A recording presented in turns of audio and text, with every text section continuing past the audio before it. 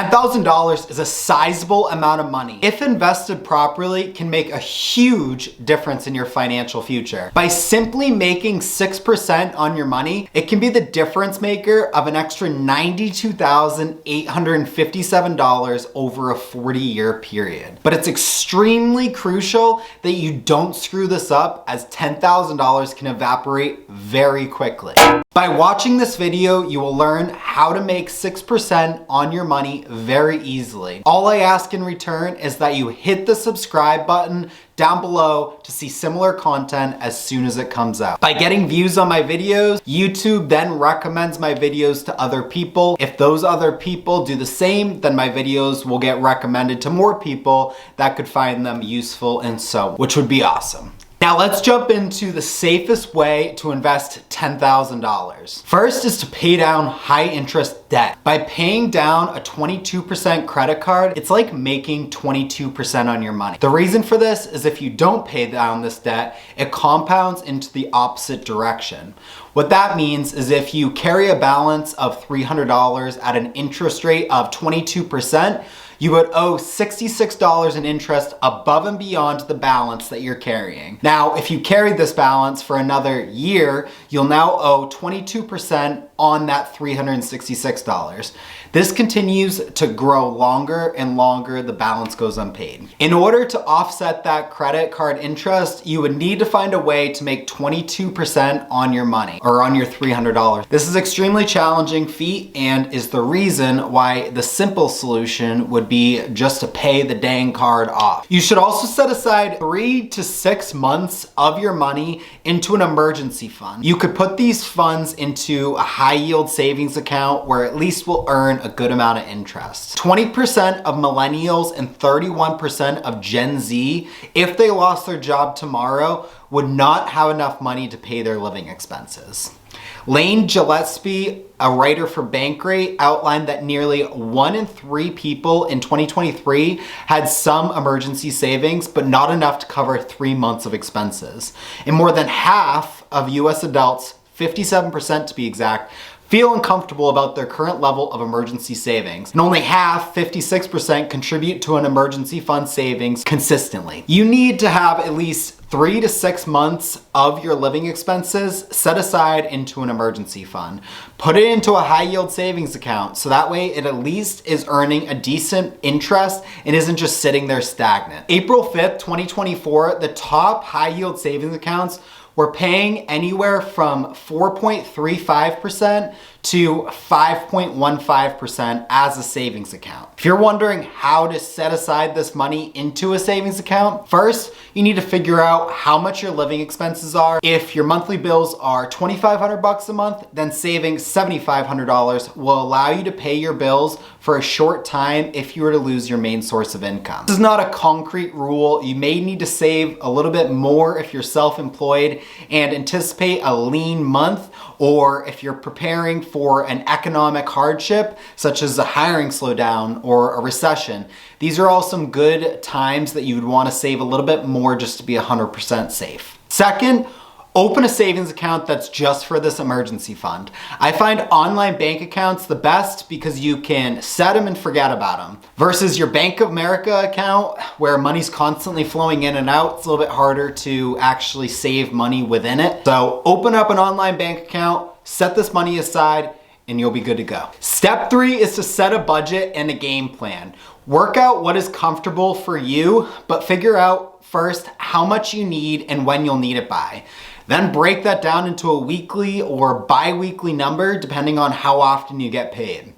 You can then set up auto draft so it'll pull as soon as your paycheck hits your account, so you don't even have to think about it. It'll automatically just go into this emergency fund bank account.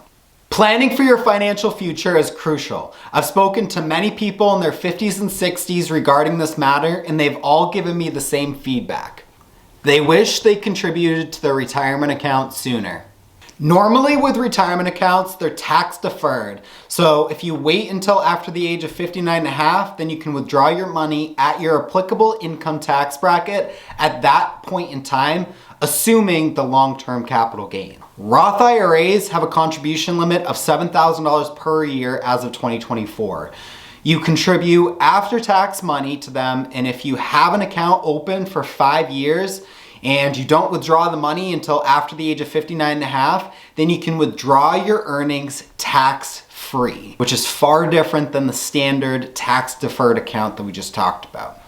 So for example, if you are 25 and contribute the $7,000 a year to this Roth account every year, which is only $19.37 a day, by the way, for 35 years at a 6% interest rate, you would have $833,846.07 of tax-free money for your retirement. Once your money is in the Roth account, you do have to invest it. So I would recommend contacting a financial advisor or doing your own research on how to invest it. Everyone's financial situation is different, so I can't give you advice on your particular situation as I'm not licensed to do so. I personally, however, invest my Roth money in FXAIX, which is just a Fidelity S&P 500 index fund. If you have a 401k that your employer matches, why would you not take advantage of this? It is free money. If you contribute the minimum that they match, it'll maximize the free money that they're giving towards your retirement. And it generally isn't that much. You won't even notice it. You could also invest in index funds. Index funds are a type of mutual fund or exchange traded fund that seek to track the returns of a market index. So take S&P 500 for example. FXAIX is an index fund that works to mimic the returns and movement of the S&P 500. The S&P 500 is comprised of all the Fortune 500 companies. So companies like Apple, Google, Microsoft, Nvidia, Facebook, JP Morgan, Tesla, etc. Now, future returns are not indicative of previous year's returns, but FXAIX yielded a 25% return over the last year. There are many other index funds, but some others are the Russell 2000, which represents 2,000 of the smallest companies on the stock exchange, or the QQQ Invesco ETF that follows the NASDAQ 100 index, which is comprised of companies like Amazon, Tesla, Costco, Netflix,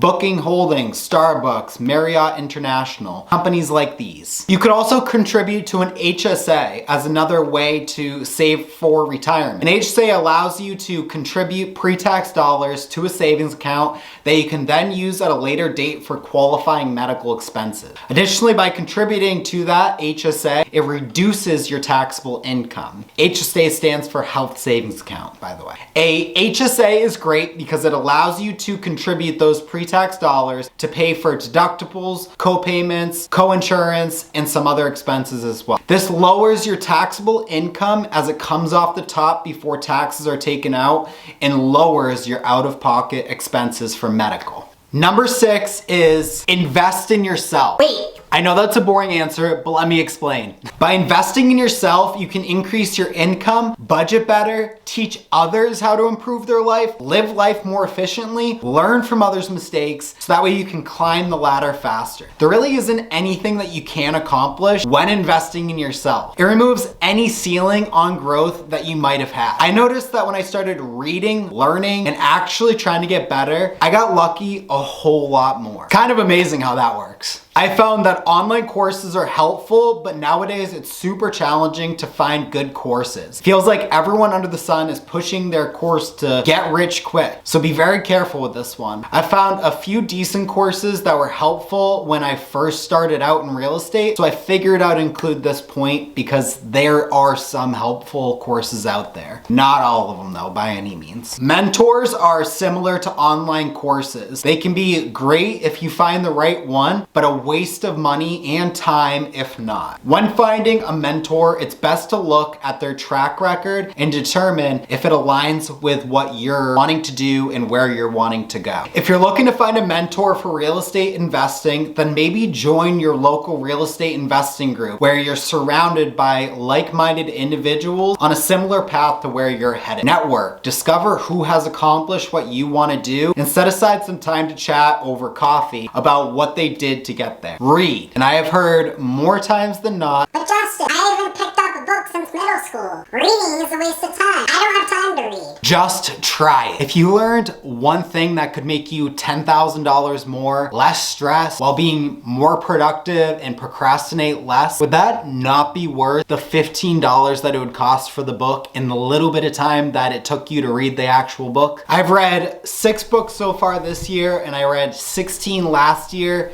A few books that I found immensely helpful for business, personal wealth, and personal growth are Think and Grow Rich, The Richest Man in Babylon, The Personal MBA, and Influence is Your Superpower. Literally read 10 pages a day for the next month, and then comment down below what changed in your life. Thank you so much for watching. I hope you enjoyed the video. Make sure you go ahead and hit the subscribe button and go ahead and check out one of my other videos over here.